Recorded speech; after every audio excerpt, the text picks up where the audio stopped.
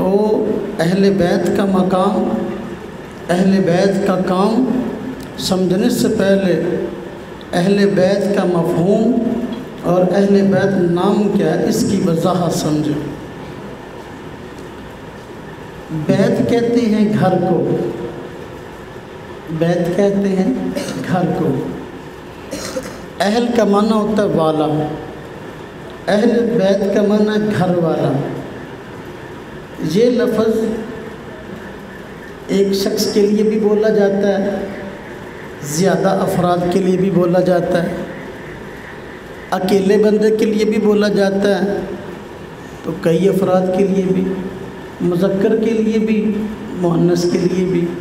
تو اہل بیت کا معنی ہم کر لیتے ہیں گھر والے۔ کیا معنی اس کا؟ گھر والے۔ کس کے گھر والے؟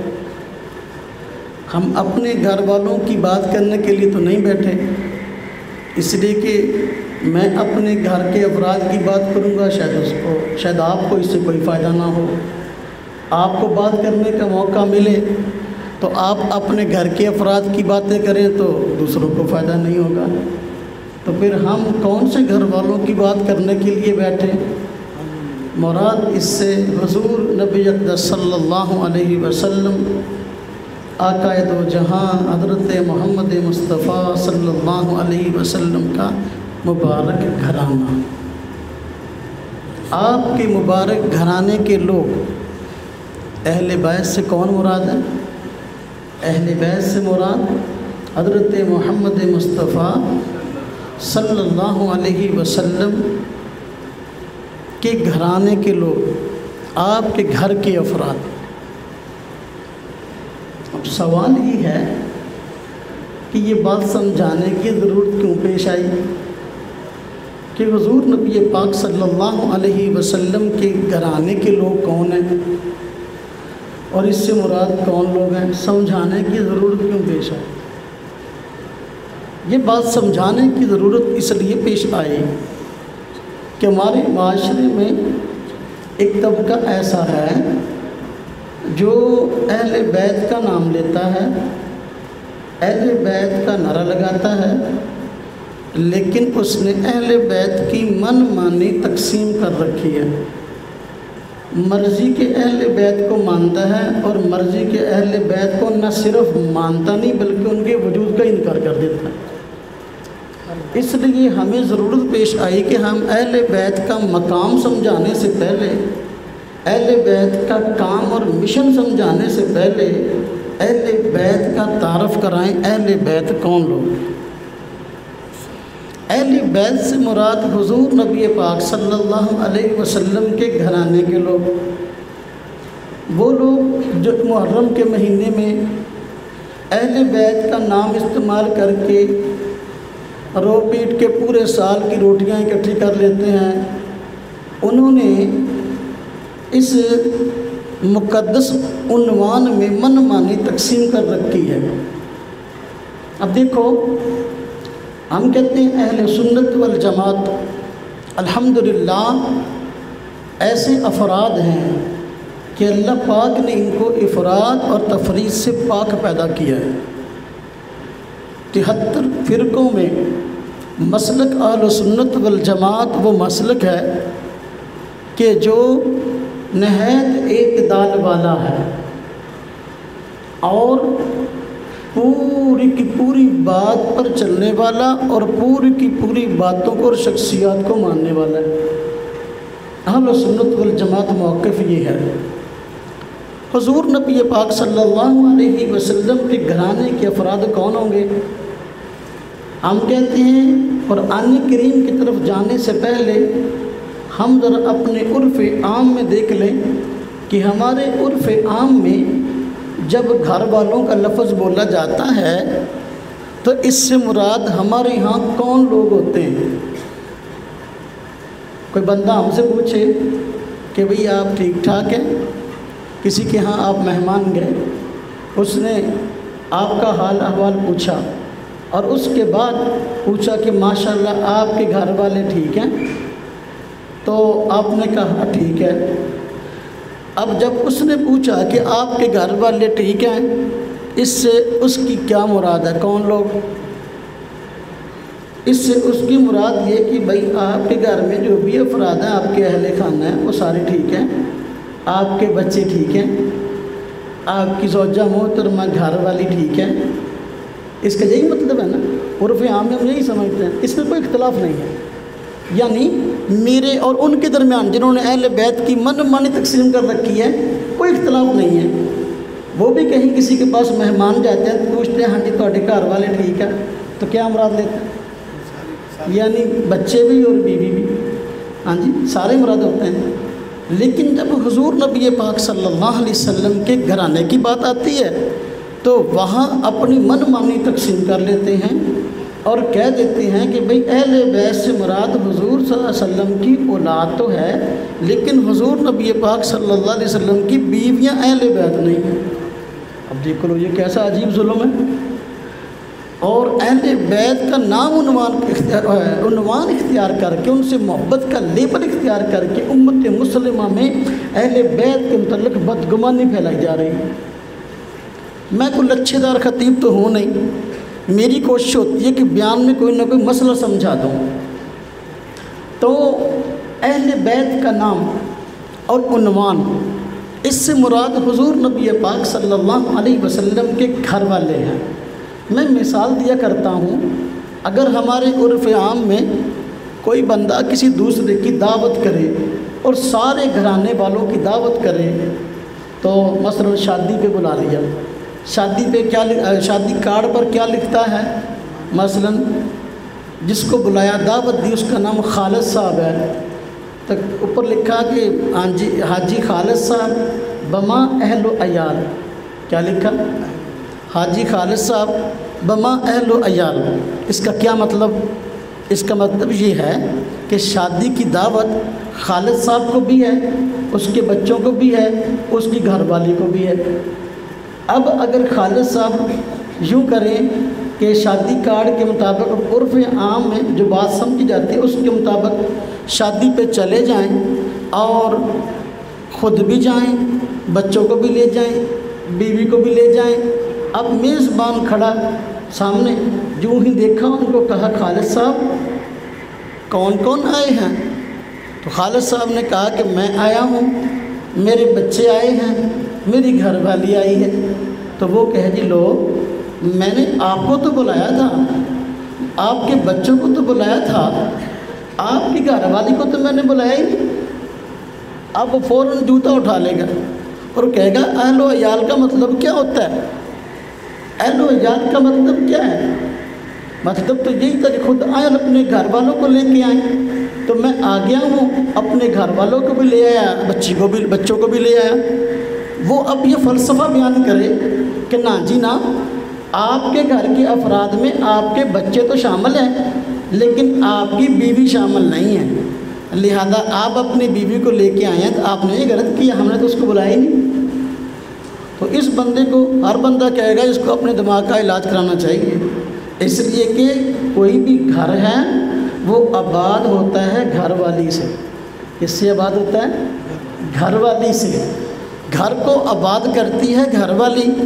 کوئی بھی بندہ اپنا گھر بناتا ہے، ہاں جی جوان ہوا، کاروبار کیا، پیسہ آ گیا، مکان بنا لیا، گھر والوں نے دیکھا کہ بھئی ماشاءاللہ، والدین نے دیکھا کہ کما رہا ہے، مکان بھی اپنے لیے الگ بنا لیا، اس کی شادی کر دو تاکہ اس کا گھر آباد ہو جائے۔ تو جب شادی کی جاتی ہے تو سب سے پہلے گھر کو آباد کون کرتا ہے؟ گھر والی، بیوی۔ اب جب اس سے بچے ہو جائے تو بندہ ماں نو گھروں کٹ دے تو بچیاں نہ گھر آباد ہو جائے۔ حضور نبی پاک صلی اللہ علیہ وسلم نے تو اس لیے تو فرمایا ایک صحابی کو، سب سے زیادہ حق تجھ پر تمہاری ماں کا ہے۔ وہ ماں تو سب سے پہلے گھر کا فرد ہوتی ہے، باقی لوگ گھر کا فرد بعد میں ہوتے ہیں۔ ماں سب سے پہلے گھر کو آباد کرتی ہے، ماں سب سے پہلے گھر کی ضروریات کو پوری کرتی ہے، ماں سب سے پہلے بچوں کی خیر خواہی کے لیے گھر میں آتی ہے، اللہ پاک اس کو لے آتے ہیں، اس کے بعد بچے عطا کرتے ہیں تاکہ سنبھالنے والی جو ہے وہ ایسی خارقہ خاتون موجود ہو کہ کوئی بچہ دنیا میں آئے تو وہ لاوارث نہ ہو۔ تو میرے بھائیو، میرے دوستو، میرے عزیزو، ہم نے کانفرنس کا عنوان رکھا مقام اہل بیت، تو اہل بیت سے مراد کون؟ یعنی حضور نبی پاک صلی اللہ علیہ وسلم کے گھر والے، اس سے مراد گھر کے تمام افراد۔ حضور نبی پاک صلی اللہ علیہ وسلم کی بیٹیاں بھی، آپ صلی اللہ علیہ وسلم کی بیویاں بھی، جو آل اولاد سب گھر والے۔ اب سمجھیں اس پر دلیل کیا ہے؟ کوئی بندہ آپ سے پوچھے کہ حضور نبی پاک صلی اللہ علیہ وسلم کی گھر والیاں حضور کی اہل بیت ہیں، اس پر دلیل کیا ہے؟ ہم کہتے ہیں قرآن کریم کی آیت دلیل ہے۔ اللہ پاک نے قرآن کریم میں فرمایا انما یرید اللہ لیذھب عنکم الرجس اہل البیت۔ اللہ پاک فرماتے ہیں انما یرید اللہ، اللہ تبارک و تعالیٰ چاہتے ہیں لیذھب عنکم الرجس، کہ تم سے ہر قسم کی گندگی کو دور کر دیں۔ یذھب عنکم الرجس اہل البیت، اے نبی صلی اللہ علیہ وسلم کے گھر والوں، ویطہرکم تطہیرا، اور تم کو برے اخلاق سے اچھی طرح پاک کر دیں۔ اب یہ آیت حضور نبی پاک صلی اللہ علیہ وسلم کی بیویوں کے بارے میں نازل ہوئی۔ کیا اس میں قرینہ ہے؟ کیا اس میں جو ہے مشاہدات ہیں؟ ہم کہتے ہیں قرآن کریم کی اس آیت کو دیکھو، اس سے پہلے ساری آیتیں، اس کے بعد والی اس رکوع کی ساری آیتیں آپ دیکھیں گے تو حضور نبی پاک صلی اللہ علیہ وسلم کی ازواج کو مخاطب کیا گیا ہے۔ اللہ پاک اس سے پہلے فرماتے ہیں یا نساء النبی لستن کاحد من النساء، اے نبی پاک صلی اللہ علیہ وسلم کی بیویوں تم عام عورتوں کی طرح نہیں ہو۔ تو اگر مراد اس سے پہلے مخاطب اس سے پہلے حضور نبی پاک صلی اللہ علیہ وسلم کی بیویاں ہیں، تو پھر یہاں انما یرید اللہ لیذھب عنکم الرجس میں بیویاں باہر کیسے نکل گئی؟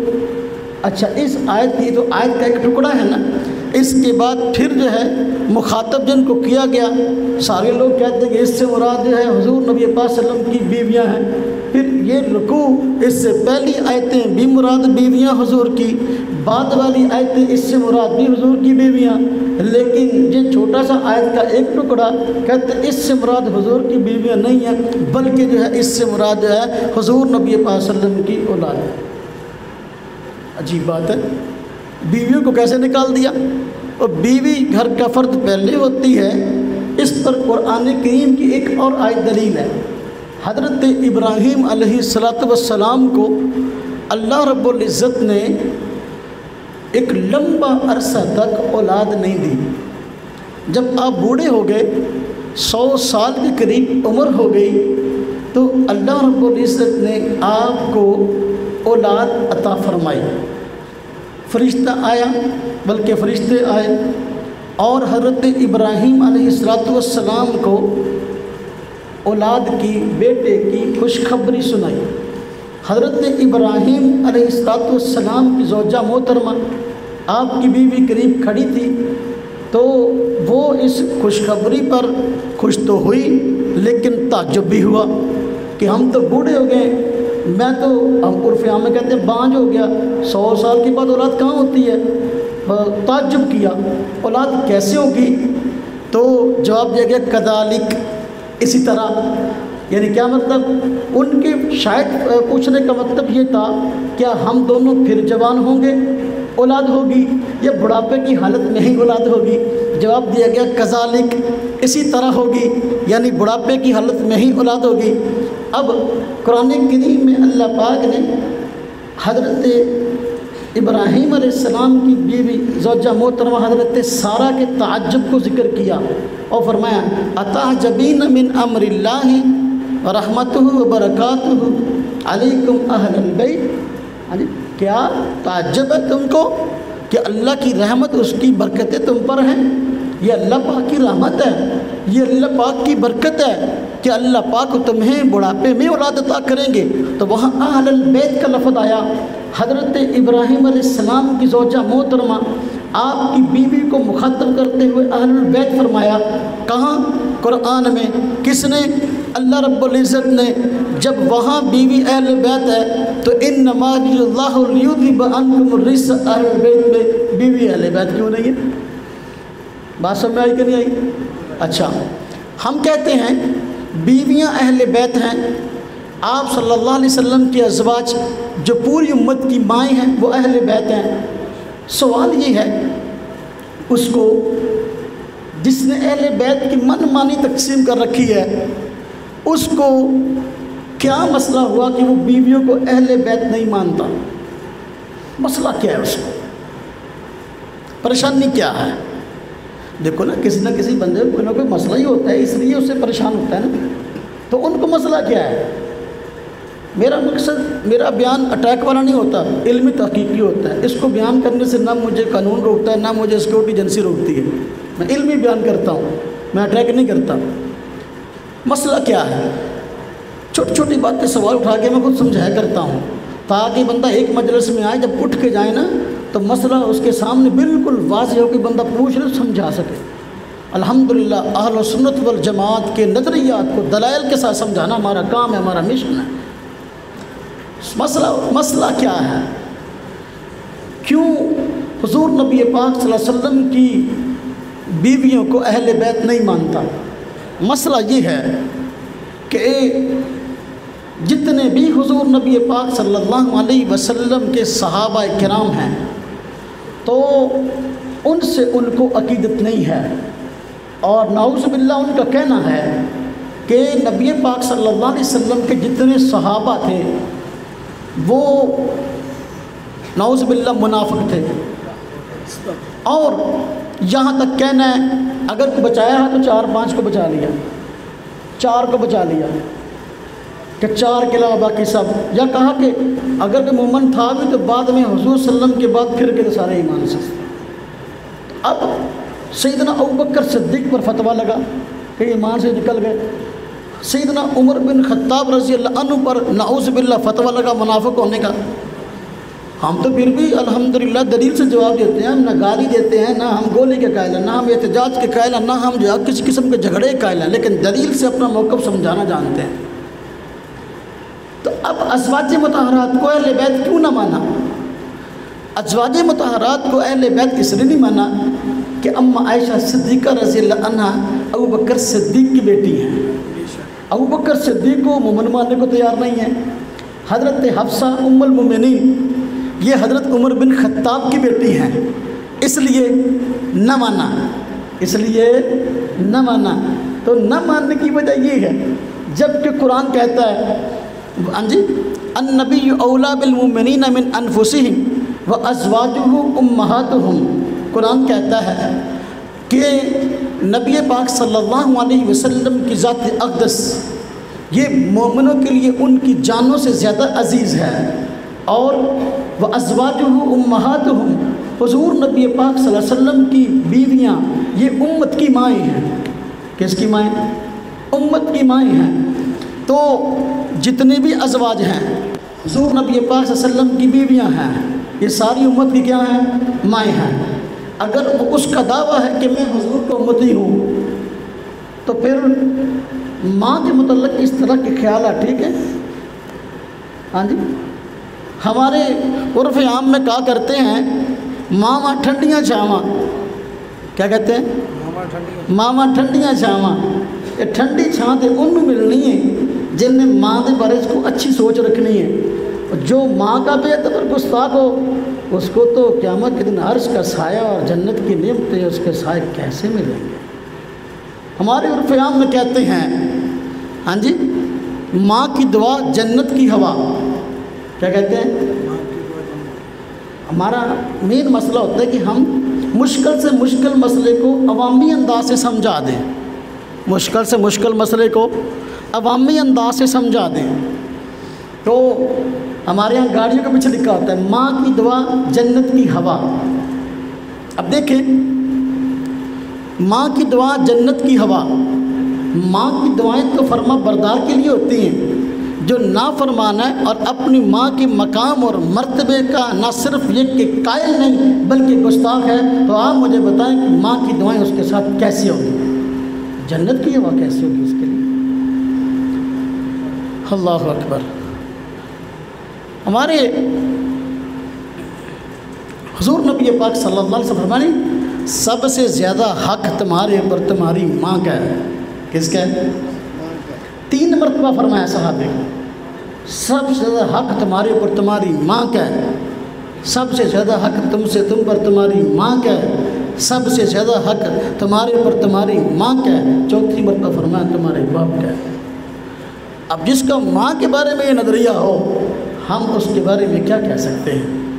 عرف عام کی بھی یہ بات بالکل خلاف اور عقل اس کو تسلیم کرنے کو تیار نہیں ہے، لیکن وہ نعرہ لگاتا ہے کہ اہل بیت کو میں ہی مانتا ہوں، میرے علاوہ کوئی اہل بیت کو مانتا ہی نہیں۔